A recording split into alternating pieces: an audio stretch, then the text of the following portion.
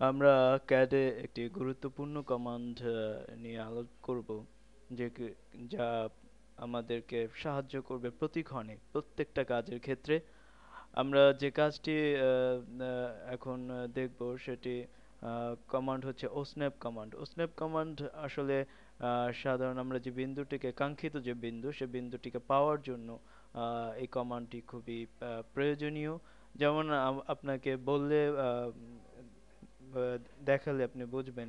এল command দিয়ে আমরা যখন লাইন আঁকি, আহ, যখন আমরা এন্টার করে লাইনটা শেষ করে ফেলি, পরবর্তীতে যখন এই লাইনের সাথে আরেকটা লাইন সংযোগ ঘটাতে চাই, যেমন ইন পয়েন্ট থেকে আমরা শুরু করব, খেয়াল করুন ইন পয়েন্ট আমরা লাইন টানলাম ঠিকই, যখন আমরা এটাকে বড় করব তখন দেখা যাবে যে একটা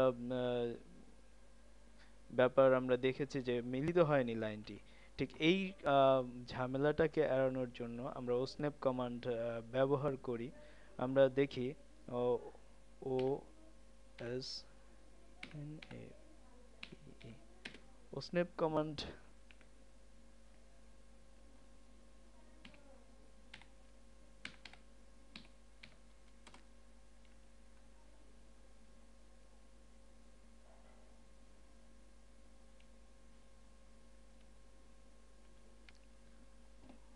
আমরা কমান্ড লাইনে ওসনেপ লিখি, ও এস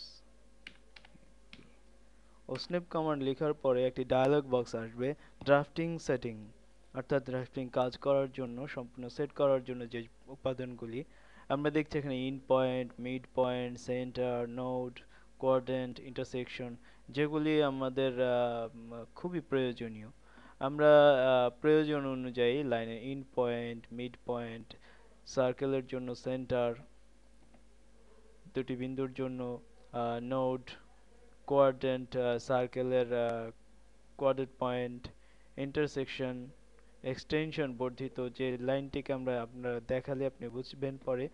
আহ, এভাবে আমরা সার্কেলের ট্যানজেন্ট যেগুলো আমরা ব্যবহার করব পরবর্তীতে।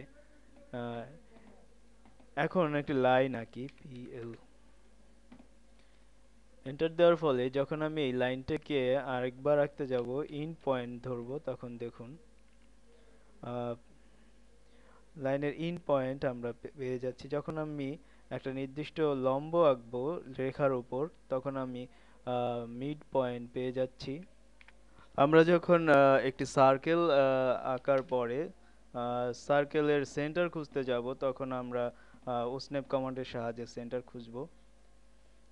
আমরা স্ন্যাপ কমান্ড পাওয়ার জন্য এই ক্ষেত্রে সেন্টার পয়েন্ট থেকে আমরা যদি একটা লাইন আঁকতে চাই, আহ, এখন সেন্টার পয়েন্ট পাচ্ছি না। যদি এই অবস্থা হয় তখন আমাদের শিফট ধরে কিবোর্ডের মাউসের রাইট বাটন চাপতে হবে। দেখুন এখানে আমাদের দরকার হচ্ছে সেন্টার পয়েন্ট। আমরা সেন্টারে ক্লিক করে দেখুন সেন্টার আমরা পাচ্ছি। এখান থেকে একটা লাইন তৈরি করে নিতে পারি। আহ, যখন আমরা সার্কেলের কোয়াড্রেন্ট পয়েন্ট আমরা দেখতে চাই, এখান থেকে একটা লাইন আঁকবো, তখন আমরা কিভাবে করব সেটাও শিফটের সাহায্যে শিফট চেপে রাইট বাটন ক্লিক করে আমরা কোয়াড্রেন্টে ক্লিক করলেই সে লাইনগুলি আমরা পেতে পারবো। যদি আমি লাইন লিখি পি এল স্টার্ট পয়েন্ট আমরা পাচ্ছি না, তখন আমি ও স্ন্যাপ কোয়াড্রেন্ট পয়েন্টে ক্লিক করব। দেখুন আমরা কোয়াড্রেন্ট পয়েন্ট পেয়ে গেছি। এভাবে আমরা লাইনগুলি করে নিতে পারবো।